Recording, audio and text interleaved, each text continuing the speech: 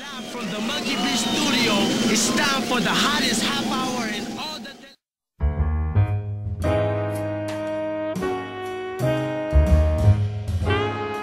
Good morning to all of our audience that is listening to us on this Friday, March 19th. Today seems to be a sunny and happy day, perfect to please your ears by listening the best jazz and blues here on KBBL Radio.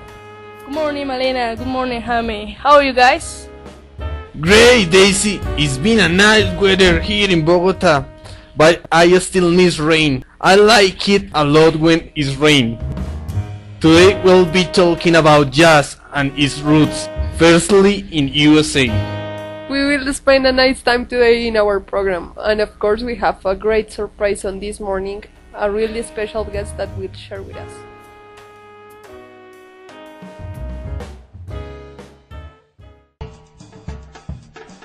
Well, this week has been really important, first of all because of the votation day here in Colombia and its results. Tell us about it, Malena. Yes, Daisy, it was already supposed to meet an to represent the Conservative Party in the presidential elections. You know, I also like a lot the percentage of votes supporting the Polo Democrático and the Green Party, which means that there is still a considerable quantity of people from the opposition. Right, Jaime. I would like to say that Colombia's people aren't thinking in our future. They don't know the real meaning of voting. This government is controlling us. In this way we are going nowhere. Okay, wherever it happens, we hope that this corruption situation doesn't get worse. Almost impossible, Daisy. But changing the topic, I really like your Mexico Soccer Federation shit, Jaime. Tell us about it. My share, yeah. We love of this Soccer World Cup fever. It's impossible not to be excited about it. We're waiting this year for the biggest sport event, the Soccer World Cup, which is taking place in South Africa. Yeah, people have big expectations on this event. And I like a lot that this will be the first time that the tournament is performed by an African nation. But well, we're ashamed that Colombia isn't going to be in the list of the countries that are performing this event. It was impossible, Daisy, but, well, talking about Africa, today our program is devoted to the history of the African American music. Firstly, jazz, and the incoming of black people into a white society full of discrimination and intolerance. Right, we're going to make a kind of timeline of jazz, but first, let's listen to a classic of American jazz that combines complex rhythms, harmonies, and improvisation.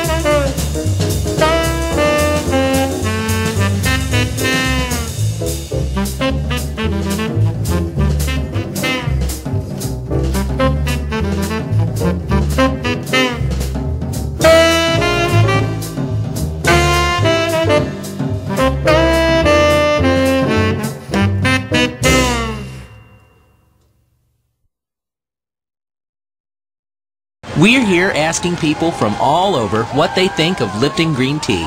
Let's hear what people from Texas have to say. How about China? Germany? How about people from the North Pole? Or Mars? What about mimes?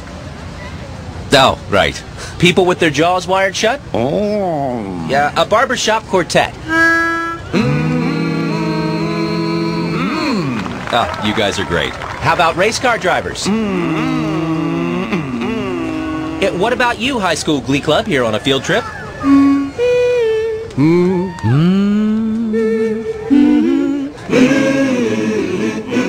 Well, that settles it. It sounds like everyone loves the taste of Lipton green tea. With its protective antioxidants from real tea, it's not just good for you, it's to you. Lipton tea can do that. Number 17, the chuckle. Number 22, the giggle. Number 49, the chortle. Number 56, the snort. Number 61, the nasal burst. Number 62, the sputtering burst. Number 74, the cackle. The preceding laughter has been brought to you by George Slaughter's Comedy Club, the new TV show featuring the freshest faces in stand-up comedy. Number 117, the guffaw. Number 117A, the guffaw with wheeze. George Slaughter's Comedy Club, from the creator of Laugh-In.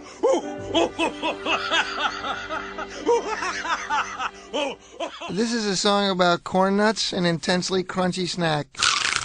It's not about anything else. Go to your room and lock the door, 'cause when you try it once, you want to try it some more. Size doesn't matter, and that's a fact. It might be small, but it's a big impact. Bust a nut, bust a nut. Grab a bag of corn nuts and bust a nut. They're lightly toasted and hard as hell. Enjoy yourself, we won't tell. Everybody does it, they like it a lot. You can do it in school, just don't get caught. It takes a few minutes if you don't delay. Take your time, it could last all day. Bust a nut, bust a nut. Grab a bag of corn nuts and bust a nut. They're lightly toasted and hard as hell. Enjoy yourself. Live from the Monkey Beach Studio, it's time for the hottest half hour in all the...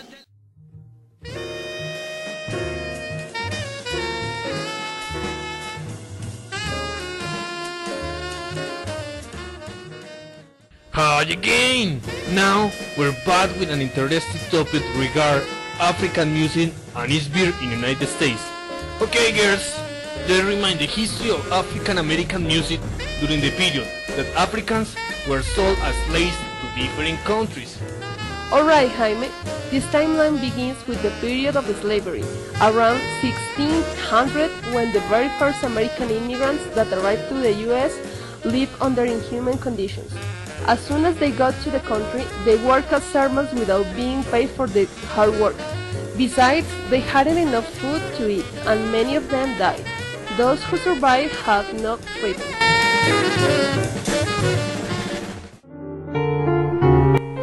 Slavery became an important part of the economy in American and British colonies, but for Africans, this implied passing through terrible situations. How sad. However, Malena, around 1830, movements against slavery began. Abolitionists and free slaves organized systems that helped slaves to escape from their owners by giving speeches for abolitionist groups. Exactly! These people who started this movement were descendants of French and African slaves. They were given more privilege than the others and were allowed to access to a white society.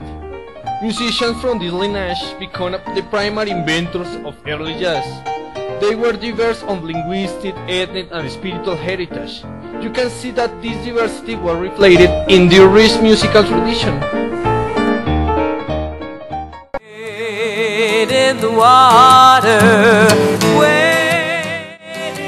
Later on, the earliest forms of jazz began to emerge in a multicultural and multiracial city called New Orleans. Black musicians were combining the elements of West African folk songs, like spirituals. This newly born music filled the streets of New Orleans on every occasion, especially on funeral marches. Ragtime and New Orleans jazz, frequently called Dixieland jazz, were popularized in the early decades of the 20th century, the first forms of black music to cross over into white America. Pioneers like Scott Joplin, the king of ragtime, Jelly Roll Morton, and W.C. Handley, father of the blues, built a road in which many other African musicians would walk.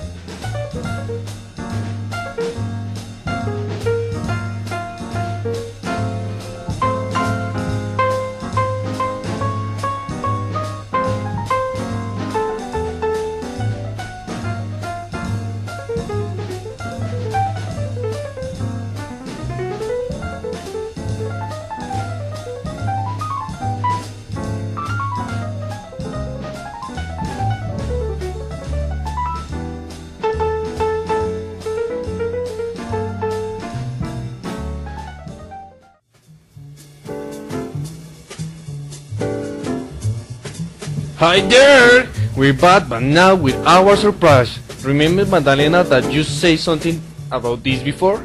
You are right, Jaime. Thanks to our directors and people that are part of KBBL Studios, we could make a contact with one of the most important and influential jazz musicians. Okay, why don't we tell the audience which famous musician is going to be with us? Wait a minute. First, let's try to recognize him by listening his wonderful saxophone rhythms in some of his songs. Check this song out.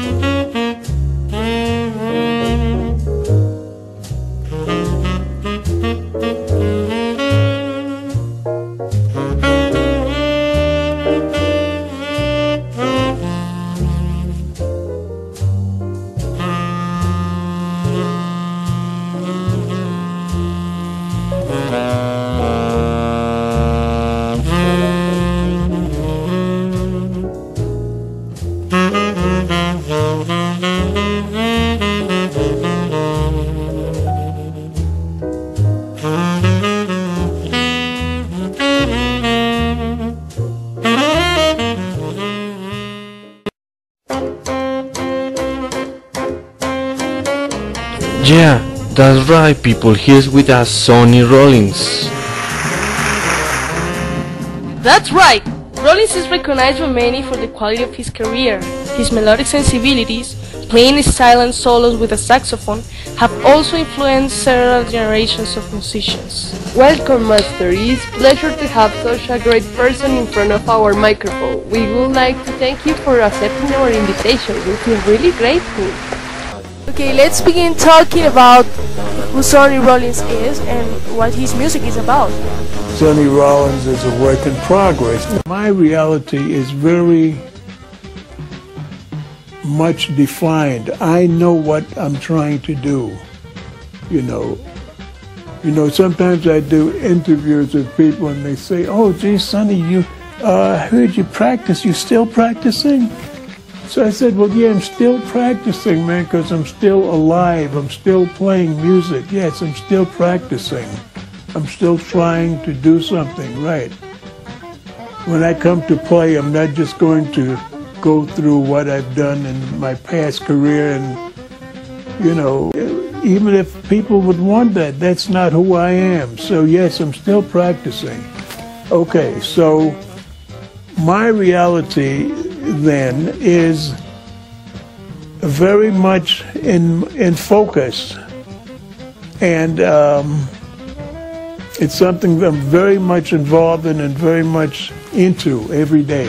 That's Sonny Rollins. I'm never playing the same thing the same way all the time. Right, this one is a very naive question, I think, but we would really like to hear from the mouth of a master musician what music is. Music is one of the gifts that our Creator has given us. You know, I mean, our Creator has put a lot of obstacles in life also.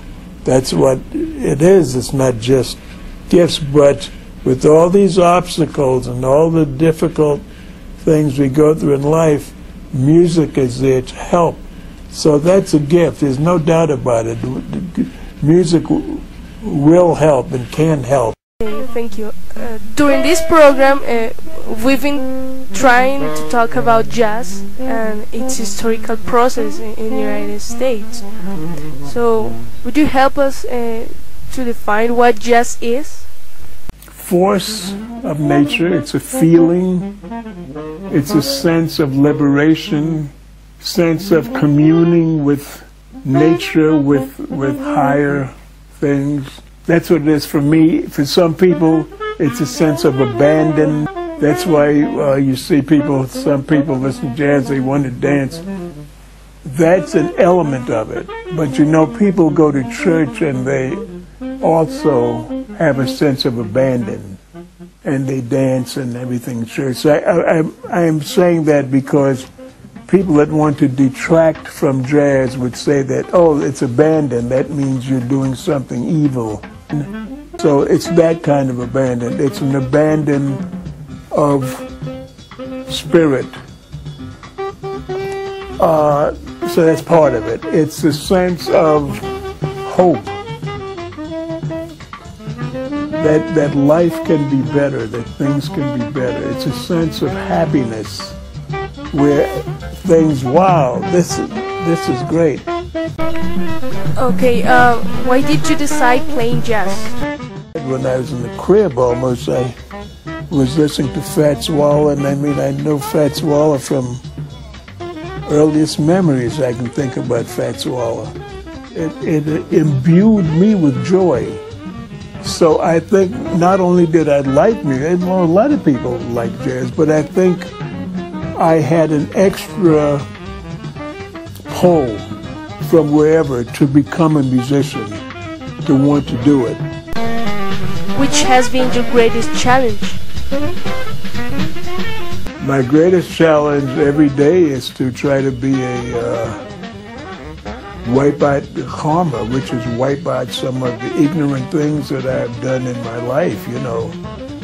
And I've done plenty of them. I've done some very cruel things in my life, things that I'm very ashamed of, and that but I guess it's part of the learning experience. But now I realize, and I'm still alive, so I have a chance to atone for them in some way. So that's my challenge. Okay, Master, with all of your life experience, what would you tell us? What is your piece of advice for us? Be a more progressive, understanding, intelligent human being, because I believe that there is more to life than eating and sleeping and fucking and this kind of stuff. So I have to believe that there's more to the journey than what's happening in this life. Okay, Master, I think that's all. Thank you so much for being with us today, sharing your great experience. Thank you so much. And thank you, lady.